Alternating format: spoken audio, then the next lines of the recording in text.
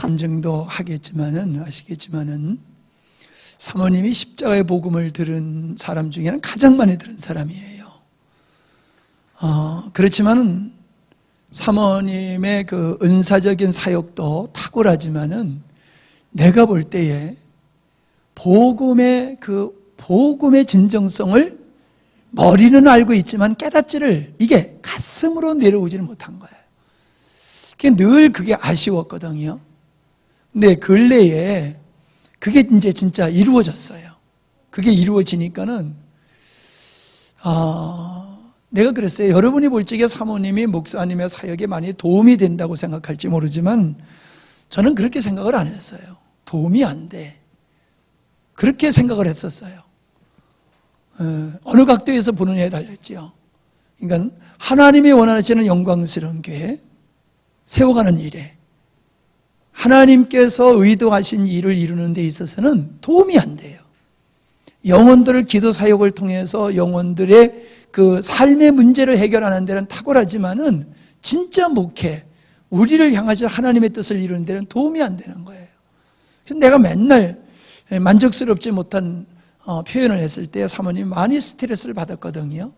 나에게 도움이 못 되는 것만 힘든 게 아니라 자신이 그게 뭔지를 모르겠고 그렇게 또 되지도 않는 것에 대해서 많이 힘들어했어요.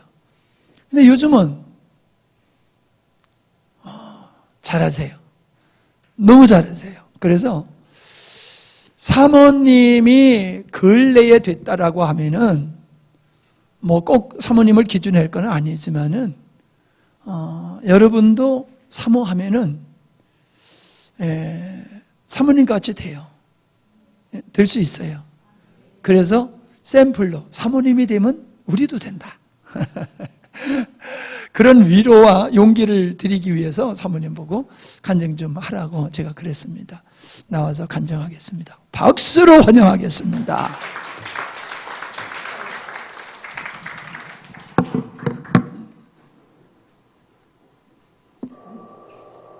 거기가 이렇게 올라서세요.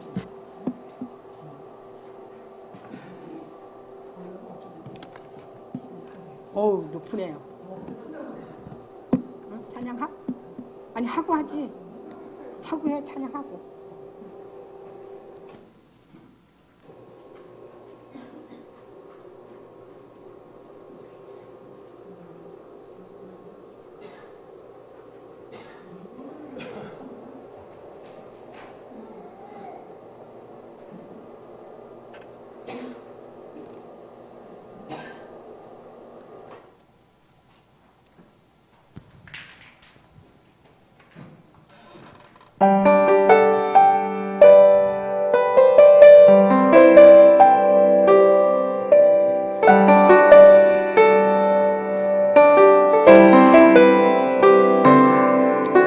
성령의 비를 나에게 내려주소서.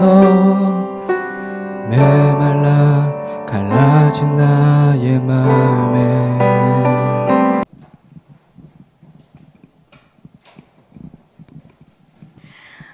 잠깐 기도하겠어요. 하나님 사랑합니다. 당신을 사랑한다는 고백 속에 있는 당신의 자녀들입니다. 하나님을 사랑하기에 또한 주님의 마음이 저희들의 마음속에 임하기를 사모하는 저희들입니다.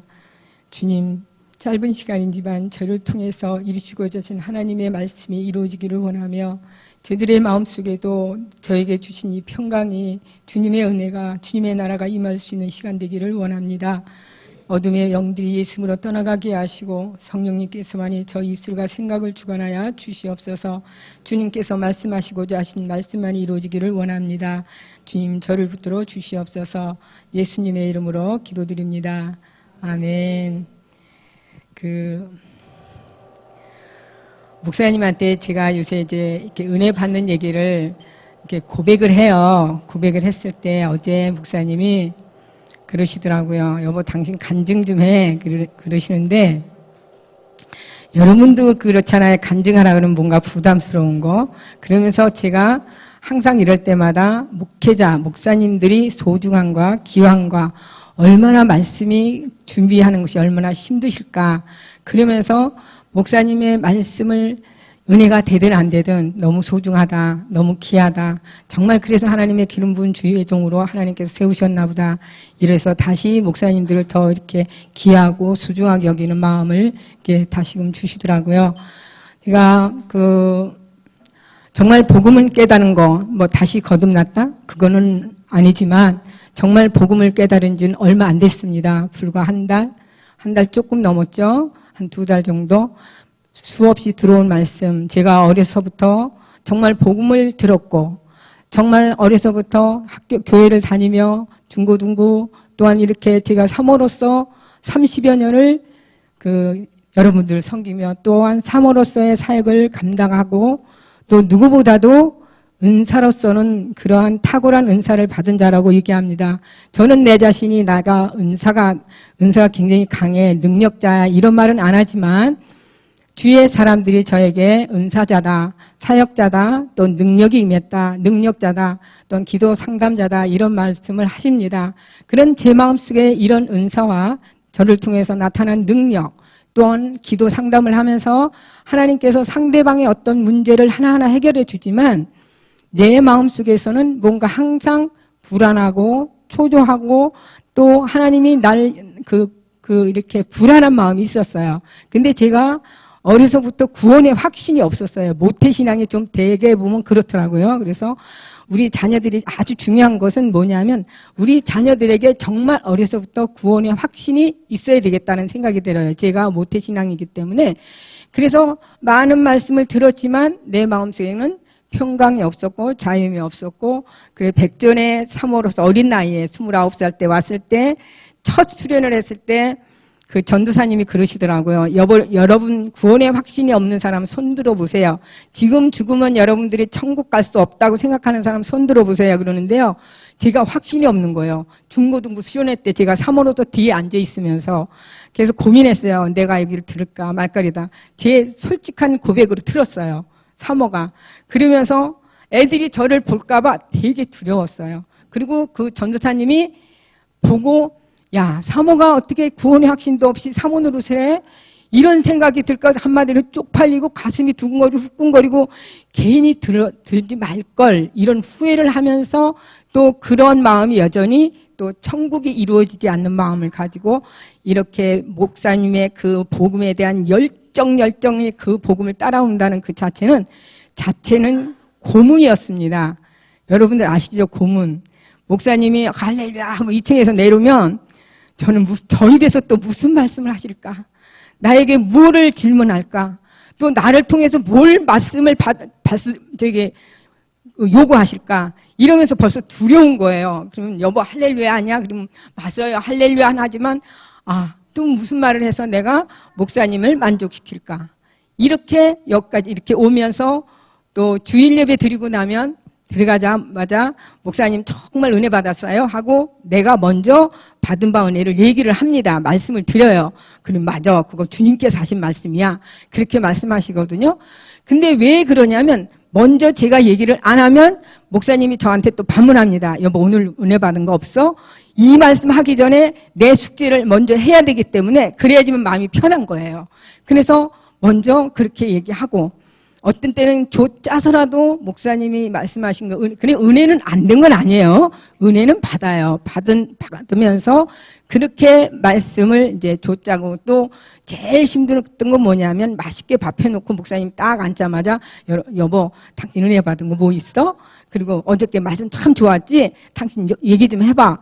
이랬을 땐 솔직히 밥맛 떨어져요. 그러면 제가 솔직히 그래요. 여보, 나중에 얘기하면 안 돼? 이러고 싶어요. 근데 솔직히 그런 말을 못 하겠는 게 양심상 그건 안 되겠더라고요. 그러면서 얼버무리면서 스쳐갔던 말씀을 드려요. 그러면서 얼버무리면서 다른 쪽으로 방향을 돌렸어요. 그러면서 저한테 그 목사님이 그 말씀, 그 십자가의 복음 당신도 깨달아야 돼를 30년 동안 제 귀에는 계속적으로 말씀하셨어요. 그러나 저는 정말 깨달아야 돼. 정말 이 복음이 없으면 난 죽어. 이 마음을 가졌던 것은 불과 얼마 안 됩니다. 그전에는 목사님한테 그 잔소리 같은 소리가 듣기 싫어서 그리고 당신보다 내가 조금 나아서 당신을 좀 이렇게 이겨내야 되겠다. 이런 마음, 되게 고집 세고 되게 잘난 사람이에요. 그게 악함이. 그래서 하나님 앞에 기도했어요. 하나님, 저도 사도 바울을 깨닫게 하셨고 당신의 종을 깨닫게 하셨던 이 십자가의 복음이 저도 깨닫게 해주세요. 저도 정말 깨닫게 해주세요. 이거는 나의 진정성 있는 기도가 아니라 내면에 정말 목사님의 말씀에 그 사모함과 이것보다는 목사님 무슨 말씀했을 때 맞습니다. 목사님 이건 이렇게 탁 내가 받은 바 은혜를 나눴을 때 목사님을 흡족하게 해주고 싶은, 남편을 흡족하게 해주고 싶은, 당신 참 잘 깨달았어, 참 좋아, 맞아, 그 말이야, 이렇게 인정받고 싶었던 저의 내면에 그것이 그것이 자리 잡다 보니까 하나님 앞에 기도는 하지만 그것이 나의 삶에 정말 실제가 안 되더라고요. 그러면서 얼마 전에 하나님께서, 그러면서 이제 그 복음을 깨달기 위해서 정말 내 마음 진정 속에서 이건 아니다. 내가 정말 복음의 확신도 없고 구원의 확신도 없고 내 마음에 천국도 이루지 않고, 이건 내가 사모이기 전에 내가 하나님의 딸로서 분명히 하나님의 은혜는 내가 임하잖아요. 은사로서 임하잖아요. 내 마음속에 천국을 못 이루는 거예요. 그러면서 하나님한테 기도했을 때 정말 하나님, 그러면서 사도행전을 읽을 때 하나님께서 어떤 은혜를 주냐면 아그리빠 왕 앞에서 담대히 복음을 담대히 전했던 사도 바울의 말씀이 저에게 탁 오더라고요. 그렇다. 사도 바울은 복음에 능한 자다. 목사님에게도 복음이 능하길래 솔직히 이렇게 상담하실 때 상담자들한테 상담하시는 이제 상대방한테 이 복음에 대해서 만나는 사람마다 말씀하실 때는 어떨 때는 또 하시네. 언제 끝날 거야? 항상 옆에서, 그리고 저는 가만히 주여, 언제 끝날 것입니까? 주님, 이제 이런 마음으로 저는 그렇게 왔어요. 오면서 하나님께서 제가 너무 답답하니까 딱 깨달음을 주신 게 뭐냐면, 아그리빠 왕 앞에서 사도 바울이 담대히 복음을 증거했던 그 사도 바울과 목사님이 미친 듯이 정말 그걸 깨닫지 못한 사람 붙들고 이렇게 말씀을 전하는 말씀, 참 어떻게 살아도 심어주려는 그 말씀이 저에게 확 오더라고요. 그러면서 회개가 나오면서 하나님, 정말 그 복음에 능한 자가 되기를 원합니다. 내가 아니라 일단은 내 마음속에 이 복음이 있어야 되겠습니다. 이것이 정말 주님의 이 복음을 저는 원합니다. 이러면서 기도하면서 서울 사역을 가게 이제 목사님 막 준비하는데 제가 그랬어요. 하나님, 이번에는 정말 목사님 준비한 말씀이 저에게도 깨닫게 해달라고. 정말 이번에 제가 안 깨달으면 저는 정말 못 살겠어요. 이러면서 기도를 하면서 정말 서울에 사역 기도하면서 하나님께서 조금씩 열어주면서 또 집회를 앞두고 하나님께서 상담을 하다 보면 마음이 흐트러져요. 흐트러지는 것보다 상담했다는 어떠한 내가 내 할 일을 다 했다. 책임감은 다 했어. 나는 쉬어도 돼. 이렇게 나를 합리화시키고 나를 옹호하고 있더라고요. 그래서 목사님, 하나님께서 마음에 감동을 주셨을 때 아무래도 이번에는 상담을 안 했으면, 기도 상담을 좀 이렇게 안 하면 어떨까? 그랬을 때 제가 얼뚱 대답은 안 했어요. 왜냐하면 성도들이 오시는 분은 주류가 저의 기도의 상담을 그렇게 좋게 생각해서 오시는 분들도 많거든요. 근데 그러면서 저희 집회 전에 그런 말씀을 이렇게 기도 상담했을 때 하나님이 마음이 흐트러지지 않도록 말씀에 집중해라. 그 말씀이 해주셨어요. 그래서 기도 상담 안 하고 말씀에 집중하면서 저도 집중해서 들었어요. 그 전에 집회 때는 상담을 했기 때문에 피곤해서 들어가 들어놓고 또 예배 딱 말씀 시작하면 목사님이 저한테 허락을 했어요. 당신 힘들면 들어가 쉬어.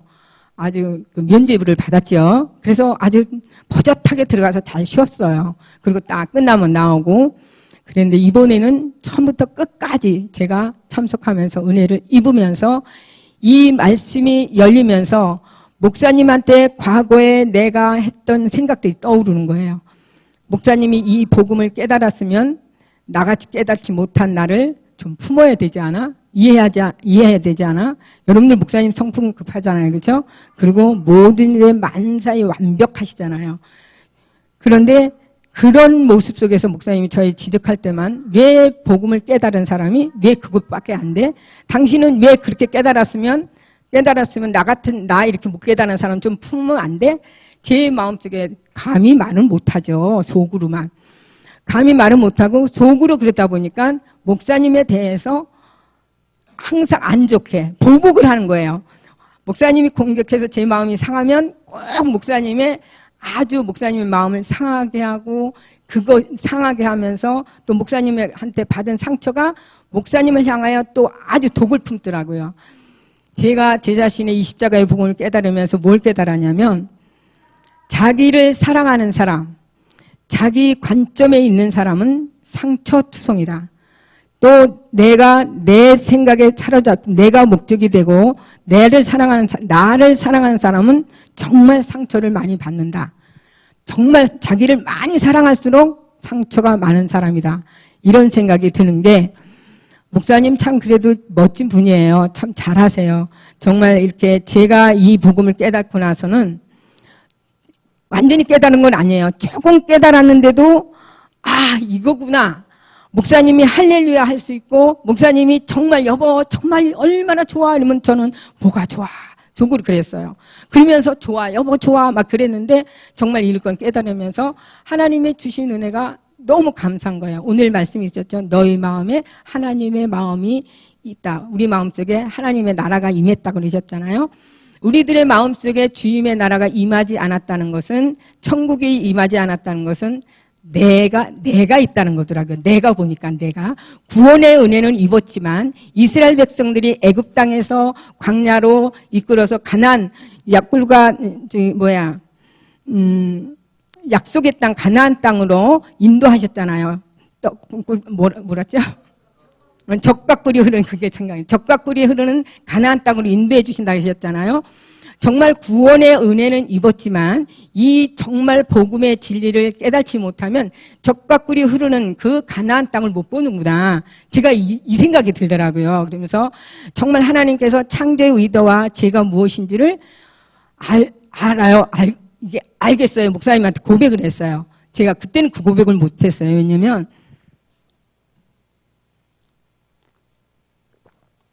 그게 안 깨달아졌기 때문에 이건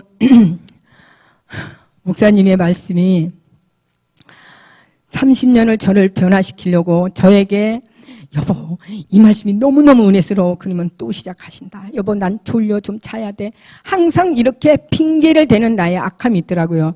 제가 왜 이런 말씀을 드리냐면 여러분들 분에서도 사모하는 분이 있는가 하면 또 저같이 맨날 들은 말씀 똑같은 말씀 또 오늘도 저 말씀 또 하시네 먼저도 또 하시네. 저도 그렇게 앉아 있었고 있었습니다. 그러나 여러분들 정말 하나님 목사님을 깨닫게 하셨던 이 복음이 우리를 자유케 한다는 거예요. 창조의 의도와 죄와 정말 그리스도와 연합 주님 안에 거한다는 것이 무엇인지 저는 더 깊이 알아가기를 사모하고 있어요. 그래서 목사님을 정말 목사님 그래요. 항상이 아니라 가끔 당신은 나의 목회의 발목을 잡는 자야.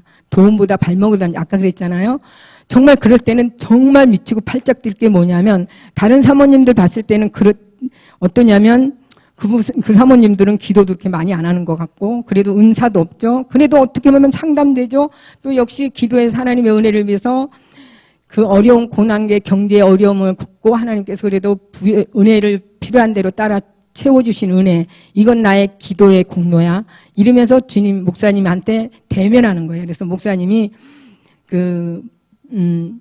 발목을 잡아 그럴 때마다 굉장히 섭섭하기도 하지만 맞아 나는 잡는 것 같아 당신 나 아니 그래서 억보로 어떤 말을 했냐면 여보 나는 내가 죽으면 당신은 좋은 여자 만나서 목회 잘해. 내가 가끔 그랬어요.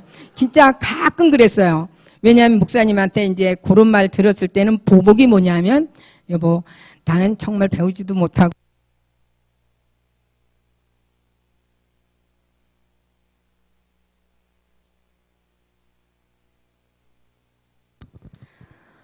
그런 말씀으로 속을 뒤집어 놨어요. 그거는 뭐냐면 당신 엿 먹어봐. 나 없어봐라. 이러한 나의 악함, 나의 내면의 그 악함이 목사님의 마음을 많이 아프게 했어요. 제가 처음에 은혜 받았을 때 난 목사님 때문에 너무 힘들어요. 하나님 아시죠? 그 아들이 그 성격 급한 거 아시죠? 난 그래도 죽으라고 하는데 그러면서 하나님한테 고백했을 때 그래 얼마나 수고했냐 이랬을 때 하나님 수고했냐 저를 위로하시는데 너무 기뻤어요. 하나님 맞아요. 하나님은 정말 아시네요. 그러면서 너는 내 종의 마음을 아프게 한 건 내 종이 네 마음을 아프게 한 건 20%고 네가 내 종 마음 아픈 건 80%야. 그 말씀을 주실 때 저는 이해가 안 갔어요. 이해가.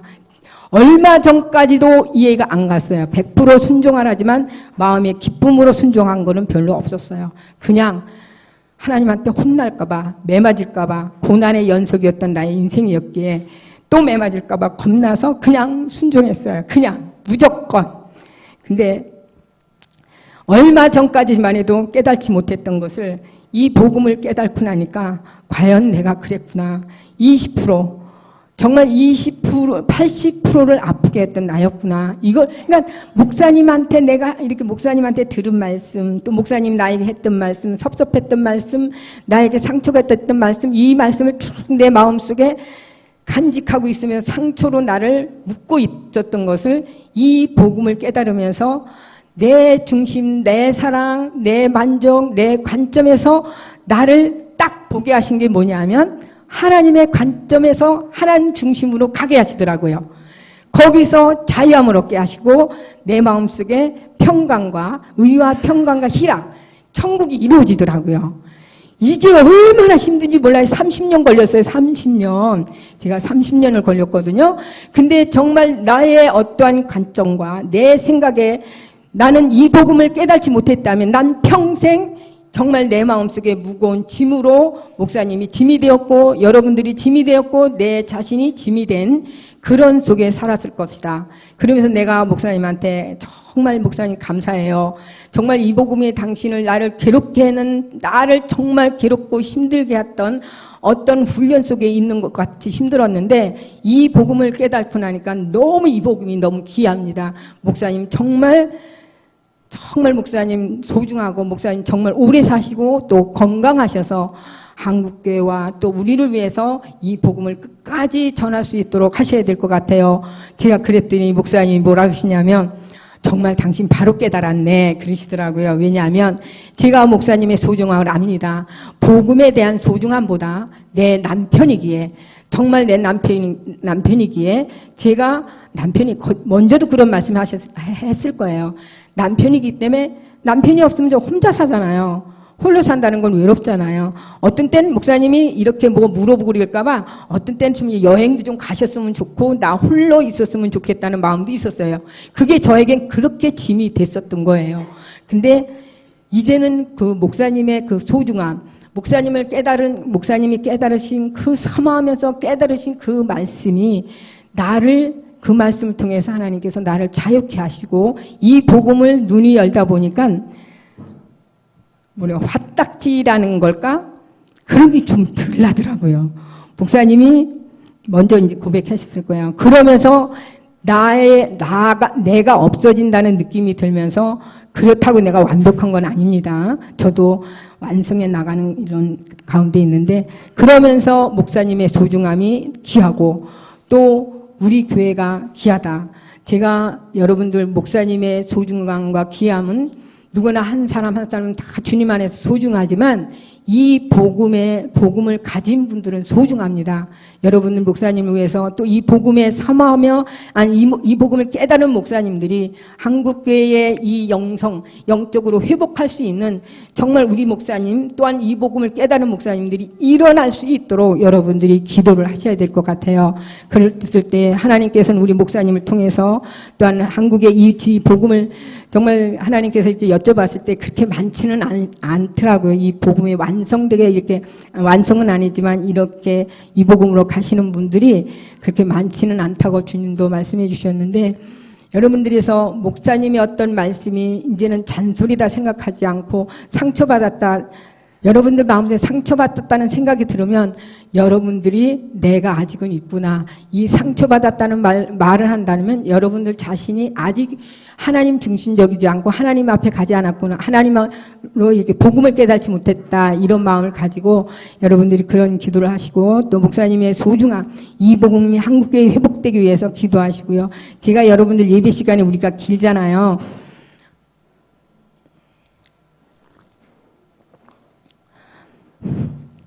제가 길어서 강영길 목사님은 보통 2시간에서 3시간이거든요. 그거에 비하면 우리 목사님은 아주 짧다 생각하지만 이렇게 다른 교회에 비하면 우리 목사님의 설교가 깁니다. 그래서 제가 목사님 우리가 한 40분까지는 괜찮은데 50분 타협을 했어요. 제가 목사님한테 40분 정도는 괜찮은데 한 50분 정도 되면 막 앞에 게 다 잊어먹어지는 것 같아요. 그리고 학교 수업도 한 50분에 끝나고 10분 쉬잖아요. 이렇게 딱 말씀을 드렸어요. 그랬더니 목사님이 그럼 여보 40분까지 내가 되도록이면 해볼게. 40분 정도는 할게. 그러시더라고요. 그러면서 당신이 사인을 하라는 거예요. 40분이 지나면. 그러기 전에는 제가 목사님 설교가 딱 앞에는 막 은혜가 되다 한 30분 지나면 저거 끝이 없네. 속으로 이제 그러면서 목사님 한 40분 되면 이렇게 타협하기 전에 자꾸 뒤를 돌아봐요. 제가 저 시계를. 돌아보면서 목사님한테 쌓이는 거예요. 여보, 나 쳐다봐. 나 지금 시계 쳐다보는 거 40분 넘었고 지금 예배가 길다는 거야. 이 사인을 주는데 목사님 그때는 저를 안 쳐다봐요. 왜냐하면 여러분들한테 집중하느라고. 그러다 보면 50분 지나고 그리고 막 열이 받치니까 짜증이 나서 내가 막 이래요. 여러분 모르죠? 저 그렇게 못했어요. 그러다가 어느 날 제 깨가 나더라고요. 목사님한테 이 얘기를 말씀을 드려야 되겠다. 그래서 40분으로 단축하기로 하고 제가 이렇게 사인하기로 했어요. 나중에 집사님이 옆에 봤는지 모르지만 아주 은밀하게 제가 사인을 합니다. 그럼 목사님이 어떤 때 볼 적도 있고 못 보실 적도 있어요. 그러면 사인을 하다 보면 제 얼굴이 처음에는 웃으면서 살짝 이렇게 해요. 그 다음에 5분 지나 10분 지나면 저렇게 눈치가 없으니까 빨리 끝났으면 좋겠는데 그래서 시계 쳐다보면서 얼굴이 인상을 쫙 그때부터 이 속이 나오는 거예요. 그러면 들어와서 왜 얼굴에 그렇게 짜증을 내면서 사람 말씀 증거하는데 그렇게 얼굴이니까 나 웃으면서 했는데 웃긴 웃지만 제 내면에 이게 나오니까 얼굴에 웃음은 있지만 사람 있잖아요. 왜 안 끝나? 이러고 막 하는 것 같이 그렇게까지 제가 못되게 했어요. 했는데 여러분들도 목사님 설교 끝날 것 같으면서 또 시작하는 것 같고 또 끝날 것 같으면서 그 결론입니다. 이것만 하고 마칠 것입니다. 하고 10분, 15분 지나면 여러분들도 나 같은 분들이 있을 것 같아요. 그래서 제가 여러분들한테 고백하는 거는 이 복음을 깨달으면 이 말씀은 치료하고 또 은혜도 되지만 말씀이 안 들어와요. 나중에는 언제 끝날까? 또 우리 성도들 또 저거 보니까 지루한 것 같기도 하고 은혜 받는 것 같기도 하고 뒤에서 감독자같이 그랬는데 제가 이 말씀을 깨닫고 나니까요. 서울에서는 1시간 하고 10분 쉬고 이렇게 하는데도 하나도 좋은 사람이 없었어요. 거기서는. 저도 안 졸고. 저는 너무 재밌는 거예요. 그러면서 금방 1시간이 가고 그러면서 지금은 예배 시간이 길다는 느낌이 안 들더라고요. 왜냐하면 말씀에 은혜가 되니까. 그러면서 예배에 그렇게 방해되고 발목을 잡는다는 그 말씀에 제가 동의를 그전엔 안 했어요. 근데 지금 내가 정말 발목을 잡고 있었구나. 예배를 부흥시켜야 할 사모가 앉아가지고 예배 시간 너무 기니까 이러고 앉아있으니 얼마나. 그리고 목사님 예배를 딱 시간이 이렇게 초과될 것 같으면요. 제가 딴청을 해요. 들었다 놨다 쳐다봤다 막 이래. 왜냐하면 저를 보시고 이제 끝날 때 됐습니다. 그러니까 제가 목사님을 조종했던 것 같아요. 이게 저의 육체의 악함이요. 나의 중심으로 목사님을 이끌어갔던 나의 악함을 여러분들한테 고백합니다. 지금 이 시간에라도 여러분들의 마음속에 저 같은 마음이 있었다면 여러분들이 정말 그 마음이 있었다면 내 중심으로 내 방법대로 목사님을 통해서 하나님의 말씀을 듣고 싶은 말씀을 듣는 전형적인 나는 복음을 깨달지 구원의 은혜는 입었지만 이 진리를 깨닫지 못한 나구나 하면서 회개하시면서 이 복음에 대해서 바로 깨닫기 위해서 여러분들이 기도하시면 은혜를 주실 것 같아요. 그리고 기도에 대해서 또 제가 기도라면 또 누구에 빼놓지 않는 사람이잖아요. 내 목사님이 기도할 때마다 오시면 막 손에서 기도하다가 딱 느낌이 있잖아요. 목사님이 들으시는구나. 그러면 딱 기도를 안 해요. 처음에는 열심히 했는데 기도 다 듣고 나서는 당신은 그때 기도 안 하시는지 몰라. 안 하는지 하시는지 내 기도 듣고는 딱 나오면서 여보 당신 기도는 어린아이 기도야. 어떻게 그렇게 영적인 기도 좀 했으면 좋겠어. 이 복음이 확장되기 위해서 여보 당신이 기도해야지. 어떻게 그렇게 구구절절 잘 사는 거 위해서 또 육에 위해서 이렇게 육을 위한 기도지 영적인 기도 이 복음이 한국교회를 나아가 세계를 열방을 향하여 나갈 기도는 어떻게 그렇게 없냐. 그러면서 좀 업그레이드 시켜라. 그리고 나니까 이 습관이 몇십 년 하다 보니까요 안 돼요. 그래서 제가 목사님이 들어오는 것 같으면 다 기도 다 했다 그러고 가고 그리고 목사님이 기도하고 들어가면 제가 나와요. 그래서 제가 밤에 잘 기도하러 오는 거는 그때는 내가 마음껏 해도 누가 잔소리할 사람이 없잖아요. 그래도 하나님은 응답을 주셨어요. 이스라엘 백성들이 그들이 필요한 것을 구했을 때 주셨잖아요. 그러나 그들의 영혼은 패리했다고 그랬어요. 제 마음이 그랬어요. 하나님 앞에 응답은 받았어요. 여러 가지로 하나님 필요한 것도 채워주시고 또 아주 사소한 걸 수도 있지만 저는 옷을 위해서도 기도했어요. 하나님 저 예쁜 옷 주세요. 저 외모도 좀 지혜로 이렇게 남이 봤을 때 구차하게 보이지 않게 해주세요. 이런 기도도 했어요. 했는데 하나님께서 이렇게 그래도 좀 낮았죠? 네? 재태직 집사님 좀 낮았죠? 그래서 이런 은혜도 주시더라고요. 응답을 받았다고 해서 여러분들보다 제가 응답은 더 많이 받았을 것입니다. 기도의 양이 많았기에 또 힘은 것도 많았기에 그러나 제 마음속에는 항상 불안과 초조 또 무거운 짐이 있었어요. 왜냐하면 목사님이 또 뭐에 또 물어보시지 않을까? 또 복음에 대해서 복음이 아닌 그거보다 내가 깨닫지도 못한 말씀을 하셨을 때 내가 어떻게 대답하지? 차에 가도 그전에 그러니까 차에 가면 처음에 은혜 받았을 때는 엄청 서울까지 얘기를 했어요. 왜냐하면 같았거든요. 근데 어느 날인지 목사님이 어마어마큼 나가다 보니까 제가 못 따라가겠는 거예요. 그러면 제가 피곤해요. 목사님 나 작게 뒤에서 난 너무 피곤해. 그리고서 이제 뒤에서 자요. 그러니까 아무 소리 없이 이제 가요. 서울까지. 제가 목사님 그래서 잘 잔다고 했어요. 그랬는데 이제는 제가 이제 조금 은혜가 되니까 목사님한테 이렇게 말이 나오더라고요. 이게 은혜 받은 게 나와요. 여보, 내가 복음을 깨닫지 못했을 때는 내 마음이 이랬어. 근데 지금은 정말 내 마음이 천국이 이루어지는 것 같아.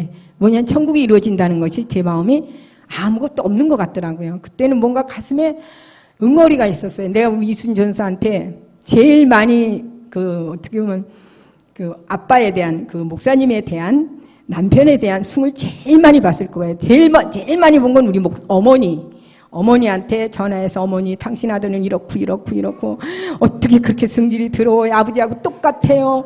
복음은 깨달았다고 참 설교는 잘한대요. 어머니 너무 지금 나한테 이렇게 성질을 냈어요. 매 전화만 붙들면 아들을 또 어머니는 그래 어떻게 그러냐 이러면서 또 저한테 위로를 해주면서 그래도 잘 섬기고 순종하고 살아야지 이러면서 또 그러다 어머니가 세상 뜨면서 우리 딸한테 아픈 딸이지만 어떤 때는 얘기를 안 해.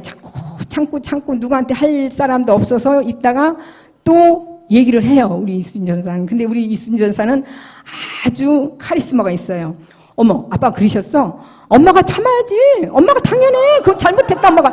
저를 편히 둔 적 별로 없어요. 그래서 당연하지 아빠 그런 말씀 하시지. 이러는 거. 그러면서도 딸의 그런 말에 좀 섭섭은 하지만 또 나를 돌아볼 수 있는 기회. 그래서 우리 이수진 전사가 멋지더라고요. 꼭 아빠 편이지 내 편은 엄마 그래? 그러면서 엄마를 나를 위로하는 척하면서 딱 아버지를 세우더라고요. 그리고 우리 혜진 사모한테도 어떻게 제가 내 편이 안 되니까 혜진 사모한테도 또 전화를 해서 내 편을 만들라고 야 아빠가 또 이랬어. 그러면서 엄마가 많이 변화됐다면서 왜 그래? 아빠가 변화돼서 아빠가 되게 행복하다 그러는데 작년에가 제가 하나님의 의라는 거에 대해서 깨달았을 때 굉장히 은혜가 됐다고 여러분들한테 고백했을 거예요. 그러면서 우리 딸이 왔을 때 우리 목사님 그랬어요. 야 저기 엄마가 진짜 변했다. 진짜 깨달았어. 진짜 변했어. 많이 변했다. 그러시는 거예요. 그러니까 엄마 진짜 변했어. 변한 것 같아. 네, 이제 그랬거든요. 그랬는데 또 어떤 사건 속에서 이 십자가의 이 진리를 확 깨닫지 못하니까 또 내가, 그러니까 중심이 없는 거예요. 이건 뭔가 은혜는 있지만 이것이 내 것이 안 된 거예요. 그러다 보니까 목사님의 어떤 모습에서 또 과거의 모습이 또 아픔이 온 거예요. 그래서 딸한테 순 같지만 할까 말까, 큰 딸은 좀 그래도 듬직한데 둘째 딸은 또 하면 또 아빠한테 따라락 해서 또 전화할 스타일이거든요. 할까 말까 그러다가 또 우리 이전사가 또 아프니까 그냥 자꾸 참고 그러다 이제 우리 혜진 사모한테 전화를 했어요. 야, 아빠가 또 나한테 이렇게 했어. 야, 난 진짜 너무 속상해. 내가 진짜 나 사모님은 나 도망갈 것 같아. 이러면서 딸한테 전화하면서 막 울어. 우리 엄마가, 우리 딸이 그러더라고요. 그전에는 안 그러더니 엄마 변했다면서 왜 그래? 그러는 거예요. 근데 제가 변한 건 그때 받은 바 은혜로서 변하긴 변하지만 참다운 이 진리를 깨달지 못하니까 그냥 덧입는 거예요. 덧입으니까 누더기는 속에 또 있는 거예요. 내면에서 나를 내면에 치유될 것이 치유되지 않다 보니까 또 나오더라고요. 그러면서 1년 반인가 1년 반 지난 거죠. 그러면서 이것을 깨달으면서 정말 이렇게 하나님께서 마음에 평강을 주시고 영향을, 그전에는 한 200% 받았다면 지금 한 10%, 20%. 하나님이 이건 프로테스 얘기하는 거예요. 옛날에 200~300% 목사님의 영향을 받았다면 지금은 20~30%. 하나님이 요거 프로테스를 말씀하세요. 내가 이 복음을 깨닫고 내가 내 자신을 위해서가 아니라 하나님 중심적으로 딱 바뀌어졌을 때 내 마음에 조금은 이렇게 요동은 있어요. 목사님이 어떤 모습 속에서. 그러나 그것이 나를 사로잡지 않더라고요. 왜냐하면 내가 없어지니까. 그래서 야, 이게 진짜 귀한 보배롭구나. 정말 자기의 재산을 다 팔아가지고 이걸 사는구나. 이게 정말 이래서 우리 목사님 미친 듯이 여지까지 자기의 젊음을 그 힘든 일을 하면서, 저는 어떤 때 목사님 지금도 열심히 일하시지만 옛날에 이 복음 깨닫기 전에 일하면요, 어떤 때는 솔직히 저 길이 좋까? 야, 진짜 별난 사람이야. 난 일이 싫어. 그러면서 따라하긴 해요. 왜냐하면 남편 너무 힘들면 골병 들까 봐. 나는 복음을 위해서 한 건 하나도 없습니다. 여러분한테 솔직히 고백이지만 사모이면서 또 기도를 한다는 사람으로서 또 목사님이 처음 복음을 깨달으면서 저는 그게 아주 짐이 되었고, 또 수양관을 통해서 한국교회를 섬기고자 하는 목사님의 그 뜨거운 마음은 저에게는 1%도 없었어요. 1%도 없고, 목사님이 그런 말씀을 전했을 때 저는 그랬어요. 왜 저렇게 힘든 말을 할까? 다른 사람들보다 정말 장경동 목사님 닮았다고 했는데 장경동 목사님 같이 좀 그렇게 쉽게 좀 얘기하고 좀 위트 있어서 좀 막 웃고, 그래서 그 교회 가면 재밌다, 참 좋다, 이래서 왔으면 얼마나 좋을까. 왜 저렇게 힘들게 성도들을 울고 나를 이렇게 괴롭히지? 나는 정말 이게 힘들어. 여러분, 제가 사모 아니면 집사만 같아도 저 도망갔을 거예요. 왜냐하면 복음이 참 능력이라는데 능력인 복음이 저한테 없다 보니까 모든 것이 짐이 되더라고요. 모든 것이 짐이 되다 보니까 벗어나고 싶은 거예요. 벗어나고 싶은데 벗어나지질 않는 거는, 그렇다고 내가 도망갈 수도 없고, 도망갔다간 돼지게 혼날까 겁나서 못 가고, 어떤 때는 목사님하고 속상해서, 그리고 나서는 차를 가지고 나가자니 내가 고속도로를 못 타고 오고 저 진짜 많이 고민했어요. 여러분 앞에서는 여러분 잘하라고 하지만 내면에는 정말 많이 힘들었습니다. 복음이 없는 그 자체가 정말 사망이더라고요. 이 진리가 없는 그 자체가 고통이더라고요. 제가 그런 사람을 살았습니다. 여러분들 앞에서는 웃기도 하고, 여러분들한테 상담도 해서 응답받아서 여러분 치유기도도 하자는 능력 나타나죠. 여러분들 아팠던 분도 저를 통해서 치유받았죠. 이런 능력, 이런 나를 통해서 하나님은 어떤 음성도 들려주고 어떤 능력자라는 능력이 나타나지만 내 마음속에 진정한 이 복음이 없다 보니까 이건 하나의 나의 사역이었어요. 나를 변화시키고 내 안에서 그리스도의 영으로 내가 충만해서 그리스도가 주시는 평강과 기쁨이 없었어요.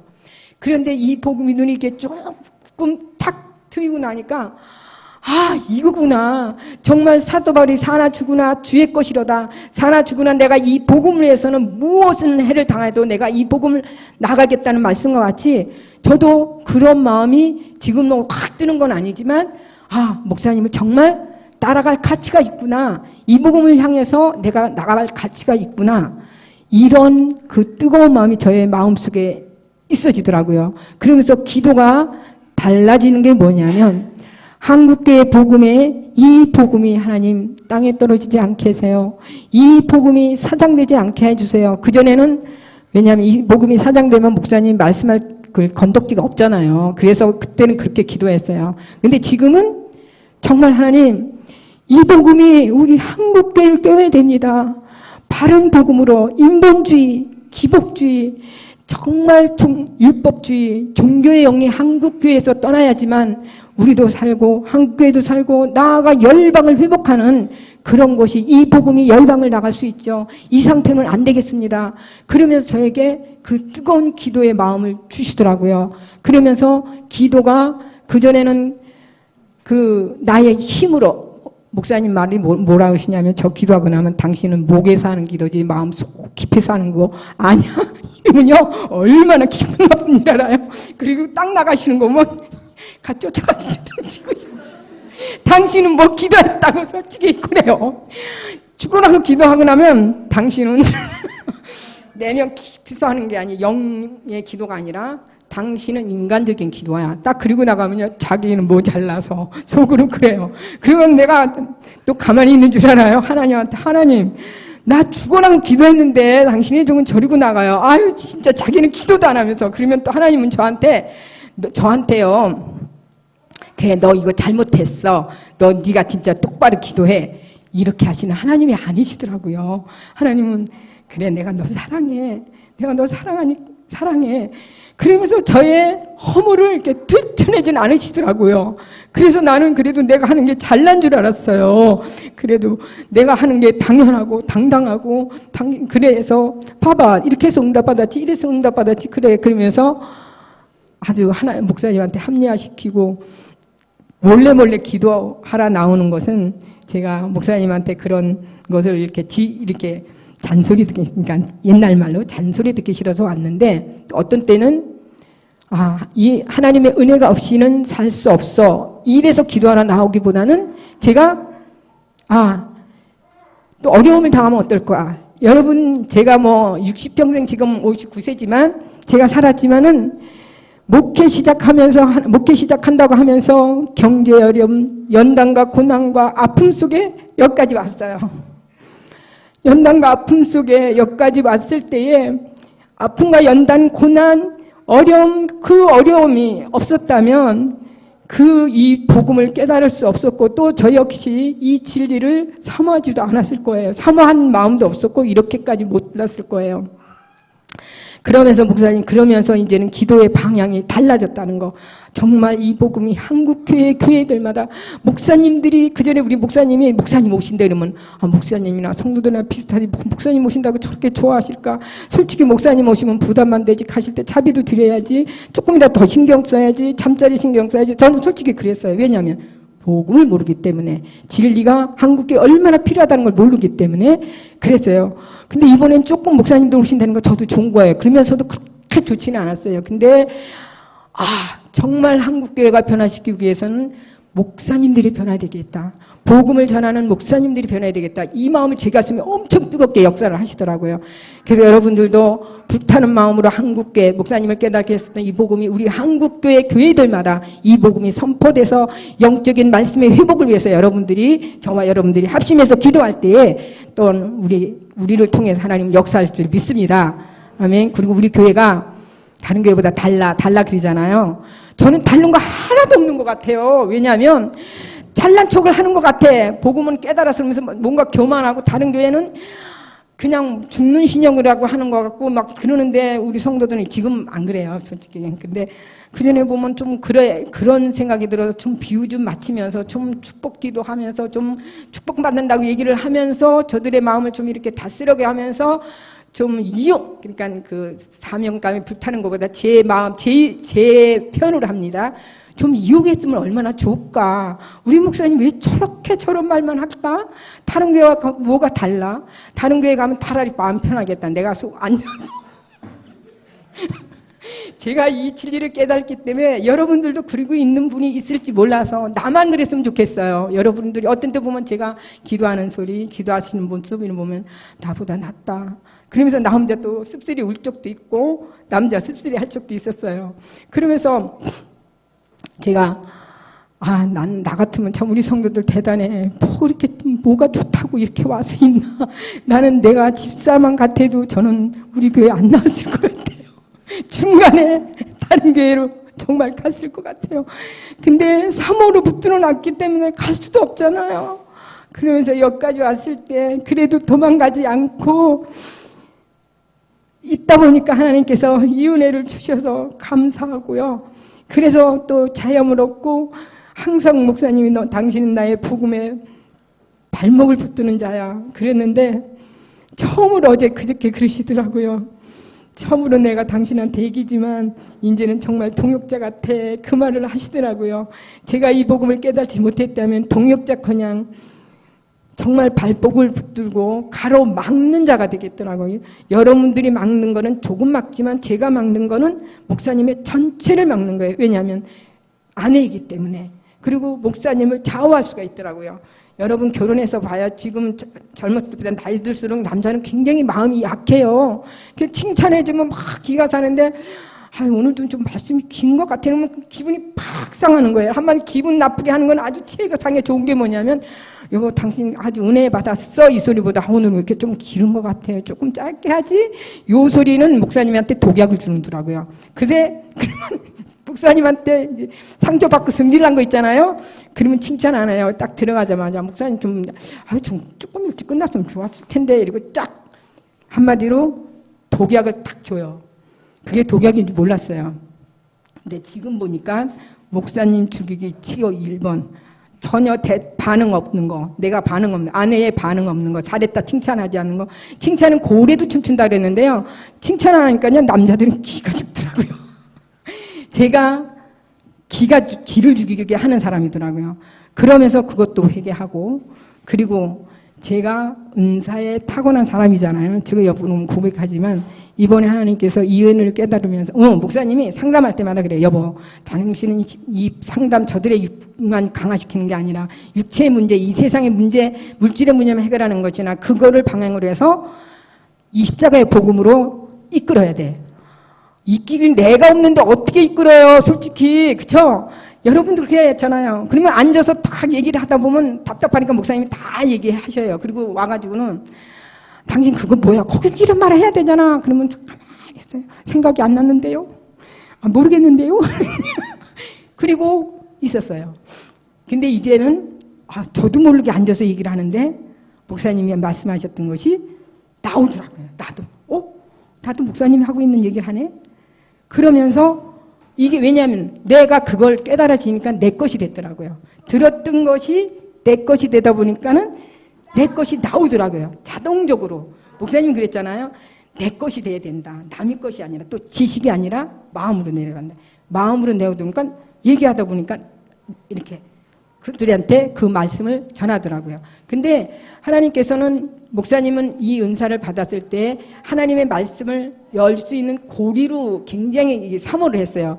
근데 10여 년이 된 지금에 저는 고리 역할을 못했어요. 왜냐하면 이것이 안 깨달아지기엔 고리커녕 상담할 때 목사님 참석하면 겁나는 거야. 왜냐하면 당신 말은 왜 그 말은 자기 말이야. 왜 그 말은 그렇게 했어. 이러다 보니까 그때 안 나오시는 게 좋은 거예요. 나오시면 분명히 또 그래서 그러다 보니까는 그러면서 아직까지 목사님의 이 은사를 받았지만 목사님의 상담의 목회에 큰 도움은 없었어요. 근데 이제는 하나님께서 이 고리가 되는 열려지는 말씀을 들을 수 있도록 열려지는 그런 은혜를 주신다고도 말씀하셨고 또 이렇게 나가면 그렇게 될 것 같습니다. 여러분 우리가 정말 제가 은사로 또한 모태신앙으로 어렸을 때 신앙생활하고 또 누구보다도 목회자의 사모로서 또한 그 사모님이라는 소리 들으면서 또한 누구보다도 어떻게 보면 이렇게 영적으로 굉장히 높은 레벨에 있을 거라는 착각 속에 여러분들이 이렇게 있을 거예요. 근데 제가 이런 것에 있지만 내 마음속에 참 이 복음이 없다 보니까 공허하고 항상 나에게는 무거운 짐이 나 홀로 지고 견디다 못해 쓰러질 때 이 찬송 제가 혼자 참 많이 불렀습니다. 정말 견디다 못해 쓰러질 것 같은 쓰러지는 그런 속에 있었을 때 하나님께서 견디다 못해 쓰러져 죽을까 봐 하나님께서 이 말씀을 깨닫게 하시면서 정말 자유케 되는 그리스도 안에서 정말 마음에 평강이 있고 평안이 있고 또 이것은 주님 안에 거하는 것이 무엇인가, 주님으로 인하여 사는 것이 무엇인가, 또한 주님과 연합해서 주님의 마음을 갖는 것이 무엇인가, 이렇게 조금씩 깨달아지면서 마음이 무거웠던 이들이 내려가고 정말 그래서 우리는 어떤 은사, 어떤 능력, 어떤 지혜, 말씀의 지혜, 어떤 지혜보다는 하나님 이 복음을 깨달을 수 있는 은혜 주세요. 지혜가 주세요. 지식이 아니라 삶이 되게 해주시고 능력이 되게 해주세요.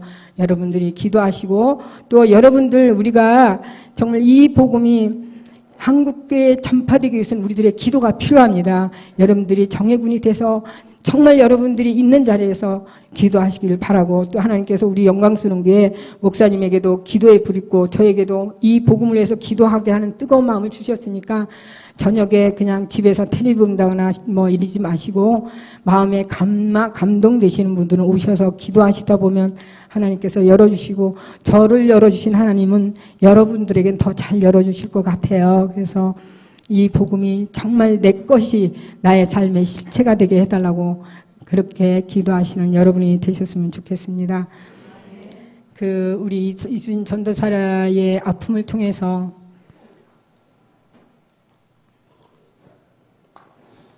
하나님께서는 조금 길어요. 안 길게 하려고 그랬는데 목사님 닮았나 봐요. 근데 이수진 전도사의 그 아픔을 통해서 어미의 아픔, 자식의 아픈 그 어미의 마음을 알게 하시더라고요. 그전에는 자녀가 아파서 데리고 온 부모의 그 애절한 마음을 그렇게 몰랐어요. 근데 우리 이수진 전도사의 아픔을 통해서 자녀가 아파서 상담하고 기도하시는 분들을 보실 때 그 마음을 알게 하시더라고요. 그 마음을 알아서 기도는 그전에는 그래도 간절한 기도를 했지만 그렇게 간절한 기도는 아니라 지금은 이 전사의 아픔을 통해서 자식의 아픈 부모의 마음의 그 간절한 애절함을 알게 하시고 또 이번에 이영화 목사가 많이 아팠어요. 하나님도 괜찮을 거야 그 말씀을 안 하시더라고요. 밤새워 기도하는데 생명의 지장이 없도록 기도해라. 그 말씀만 하시지 좋아질 거야 괜찮아.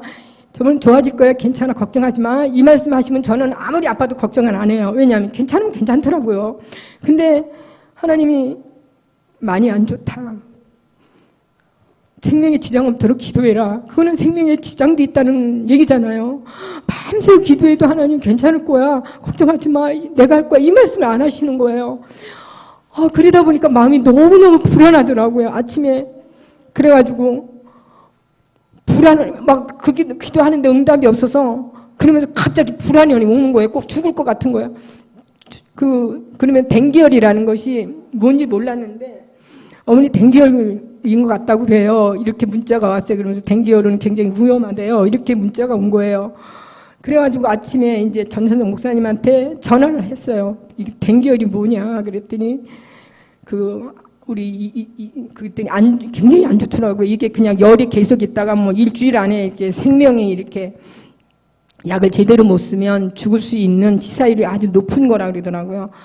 그러면서 마음이 너무 불안하고 초조한 거예요. 막 내가 어떻게 할 줄을 모르니까 목사님이 여보 아직 죽진 않았는데 왜 당신 그래? 그 소리를 딱 들으면서 야 내가 이렇게 믿음 없구나. 그러면서 뭔 생각이 딱 들려면 내가 수냄 여인에 대해서 여러분한테 말씀했을 거예요. 수냄 여인이 다시금 생각나는 거예요. 하나님 나는 수냄 여인의 믿음을 갖기를 원했는데 나의 모습은 여전히 이거밖에 안 되는군요.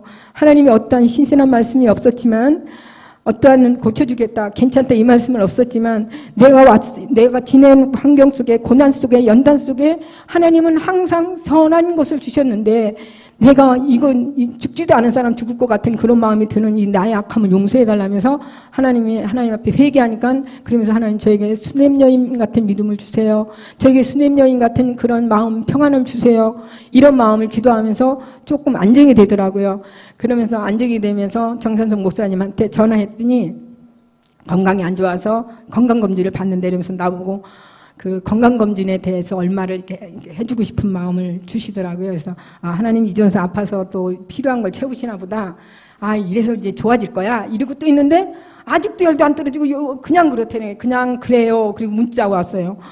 그리고 나서 언제야, 금요일인가? 그리고 났는데 3시쯤 왔는데 제가 그냥 그래요. 그러니까 열도 안 떨어지고 죽을 것 같은 거예요. 그러면서 하나님은 괜찮을 거야, 이 소리 또 안 해주시는 거예요. 그럴 때는 차라리 하나님의 음성을 안 듣는 게 낫겠더라고요. 왜냐하면 살 거라는 그런 믿음 가지고 고백만, 기도만 하면 되잖아요. 근데 괜찮다는 말씀도 안 하시고, 그래서 나와가지고, 그래서 어떠냐, 이것만 자꾸 문자 보내다 딱 그랬어요. 야, 강하고 담대하라. 우리가 마귀한테 지지 말고 믿음으로 승리하자. 예수의 이름으로 승리하자. 나 나가서 기도한다. 너도 기도해라. 딱 그렇게 문자 딱 보내고, 우리 이영환 목사는 전화도 못 받았어요. 그때 너무 심해서 전화도 못 받고 얼굴도 이렇게 저기 하지 못하고 말도 못했기 때문에 우리 현정 사모님만 이렇게 문자를 보냈어요. 그 정도로 심했어요. 그래, 여러분 가슴, 마음, 진짜 자식이 그렇다고 생각하고, 그것도 보이지도 않는 곳에서. 그래갖고 약도, 병원도 아주 우스운데, 열악한 가운데. 그래서 나와서 딱 엎드리면서 하나님, 걔에게 옛날에 걔가 오늘 고멜에 대해서 목사님 말씀하셨잖아요.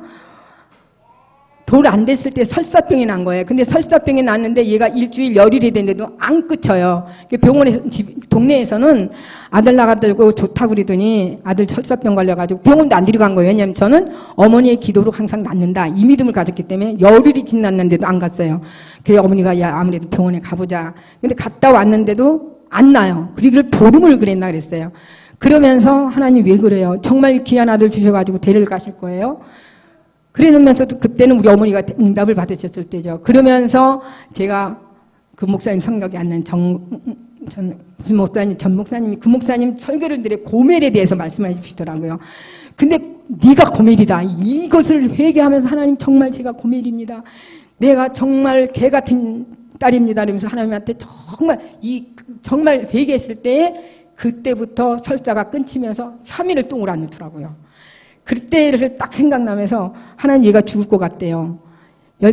댕기열은 아니지만 열은 안 떨어지고 댕기열은 아니라고 그러더라고요. 그래서 함술 좀 이게 놓고 났는데 그냥 그대로예요. 이러고 문자 하는데 야, 그러면서 엎드려서 기도하면서 하나님 정말 내가 고멜 같은 여인입니다. 또 역시 믿음이 있다 하면서 또 나는 제자들 이 상황 속에서 또 이 마음을 갖는 내 마음입니다. 그리고 하나님 그러기 전에 그랬어요. 하나님 이 아들이 내 종으로 부르겠다고 분명히 말씀하셔서 지금 죽게 할 거냐. 근데 하나님한테 그래서 하나님 이 상태로는 죽을 것 같다 그러니 하나님 종으로 부른다고 불러서 쓰시겠다 하셨는데 지금 죽게 하실 거예요. 선교지에 가서 간지 6개월밖에 안 됐는데 죽을 거예요. 하나님 데려가실 거예요. 막 그랬어요. 그러면서 하나님이 저의 믿음 없음을 고백하게 하시며 회개하시면서 나의 믿음을 달아보셨어요. 우리 이 목사의 아픔을 통해서 나의 믿음을 달아보셔. 너 믿음 이거밖에 안 돼. 달아보셨을 때 합격이 안 되더라고요. 그래서 하나님 정말 죄송하다고 그러면서 한 2시간을 주님 앞에 그 기도밖에 못했어요. 죄송해요. 하나님 미안해요. 하나님 그리고 감사해요. 그래도 깨닫게 해주신 감사합니다. 그렇게 하나님께서 하시더라고요. 그러면서 하나님이 어떤 마음을 주시냐면 야, 네 자식 그렇게 아프냐? 그러시더라고요. 너무 아파요. 정말 아파요. 하나님 너 가슴이 찢어질 것 같이 아파요. 걔 데려가시면 어떡할 거예요. 우리 이전사 아팠을 때 죽을 것 같은 그런 고비고비 넘겨서 죽음의 고비, 그런 가슴 아픈 마음을 가졌었는데 이번에 또 이영환 목사가 보이지 않는 곳에서 그 아파서 그리고 사진 봤을 때 눈이 퐁하고 이런 모습에 진짜 금방 죽을 것 같더라고요. 그래서 하나님 정말 그랬더니 너 그렇게 마음 아프냐? 정말 마음 아프다 그러면서 하나님 이렇게 나를 마음 아프게 했냐 그러면서 하나님한테 기도할 때 하나님이 제가 그 마음을 깨달았어요.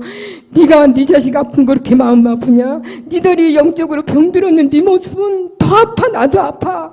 나도 아프다 그러시면서 그거 같이 내 마음도 아파 그러시더라고요. 그 마음을 들었을 때 얼마나 회개했는지 몰라요. 하나님 정말 제가 다시금 하나님 내가 영적으로 하나님 괴롭히고 영적으로 내가 병들어서 하나님 마음은 이제 안 아플게요. 하나님 나 바로 설 수 있도록 은혜 주세요. 그러면서 하나님 앞에 회개하고 나고 정말 그런 마음 달라고 주님한테 기도할 때 하나님께서 기뻐히 받으시고 좀 열도 떨어지고 지금 많이 좋아졌거든요. 그걸 하나 깨닫게 하기 위해서 죽음의 사선을 이렇게 하게 하고 내 마음속에 자식이 죽는 그 아픔을 주게 하시더라. 그거 깨닫기 위해서. 그래서 하나님, 걔가 아팠을 때는 하나님 이번에 또 뭘 주실래나? 또 이렇게 처음에는 그랬어요. 하나님 이번에 또 뭘 하실래나? 아유, 또 우리가 뭘 잘못했나? 이렇게 나오더라고요. 근데 그걸 저에겐 그걸 깨닫게 하시더라고요. 그러면서 정말 이제는 주님의 마음을 아프게 하지 않는 내가 되었으면 좋겠다. 정말 주님 말씀에 순종하고 주님 사랑하고 이 복음의 진리가 정말 내 것이 되고 내 것이 또한 다른 사람들에게 전이 되고 나를 만나는 자들마다 이 복음으로 새로워지고 이 은혜가 저들에게도 같이 나눴으면 좋겠어요. 하나님 정말 이제는 주님의 도구로 쓰임받기를 원합니다. 그전에는 그랬어요. 하나님 저 싫어요. 저는 저 같은 무지랭이 같은 건 저는 안 써도 돼요. 난 지금이라도 그냥 주님 데려갔으면. 얼마 전에도 우리 전사한테 그랬어요. 우리 딸이 그랬는데 90까지 나 싫어야. 난 싫다. 90까지 못 살아. 아우 싫어 나. 하나님 80까지는 사신다니까 80까지는 보장했지만 80까지는 난 싫어. 난 지금이라도 하늘나라 가고 싶어. 도피죠. 하늘나라 가고 싶은 게 아니라 이 현실을 실어서 도피하고 싶은 나의 악함, 나의 이기적인 생각이더라고요. 그것도. 그러면서 그것까지 깨닫게 하시면서 하나님이 이 땅에서 내 육신의 장막에 거할 동안 하나님이 나를 통해서 쓰시고자 하신 그 통로, 하나님의 뜻을 이루는 것은 정말 하나님같이 온전한 자가 되기를 원하시는 거, 또 하나님의 사랑함으로 또한 다른 하나님의 뜻을 이루드는 그런 하나님의 도구가 됐으면 좋겠다. 이런 마음에서 그냥 처음에는 막 정리가 안 됐어요. 그랬는데 주님 모르겠습니다. 주님 제가 받은 바 은혜를 나누겠습니다. 그래서 여러분 마음속에 저와 같은 마음이 있었다면 여러분들도 돌이키시고 회개하시고 정말 금보다 귀한 이 보배로운 금보다 귀한 믿음 가지시고 또 이 진리의 말씀 세상에 어떤 것을 다 주고도 살 수 있는 예수 그리스도의 아는 이 복음을 깨달아서 여러분들의 인생의 여정이 정말 이 복음 안에서 기뻐하며 즐거워하며 그리스도의 향기를 드러내며 이 복음에 같이 가는 같은 동역자가 됐으면 좋겠습니다. 감사합니다. 하나님 감사합니다.